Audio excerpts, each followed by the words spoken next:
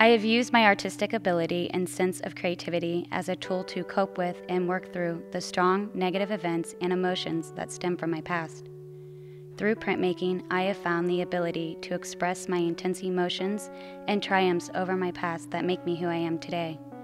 It is important to me that my work helps others who have had the same or a similar experience to feel as though they are not alone.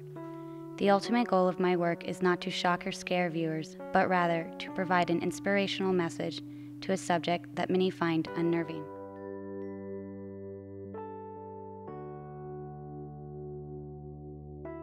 The process of creating is more important to me than the final product. Through the process of creating my work, I have been able to address emotions that I struggle to face and the feelings I strive to overcome. Sexual violence is a topic many people are uncomfortable with. But my artwork is not about telling the story of my attack. It is about the journey to becoming a survivor. My goal is that my artwork helps eliminate stigmas surrounding sexual violence so often seen in our society. Each water drop represents the events following my assault and the many hours I spent repeating my story, attempting to convince the police to believe me. All of this was followed by the discovery of a pregnancy.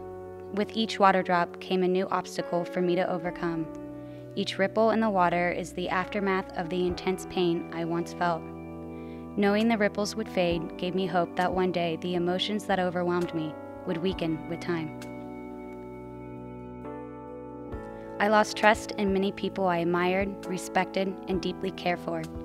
This eliminated my ability to trust, as I was always scared and looking for someone behind me. After creating this image, I felt a sense of relief. The eyes became a permanent reference. Because of that, I began to feel safe. I created this image as a way to express my frustrations with those who think they know what happened on that night, and to those who still continue to call me names. This piece gave me the liberation I needed to look the other way when I was referred to as a liar. This image is the most powerful of them all. I felt it necessary to express the anxiety I will forever face. In December 2009, my 5-year protection order expired. He is free of the burden of his crime. This image is of a son that first started as a childhood doodle. The image represents me. Each color is a layer of who I am. With all my trials and tribulations, I have not lost my true self. I have stayed loyal to the strengths that drive me. This image serves as a reminder that I can overcome anything and still be me.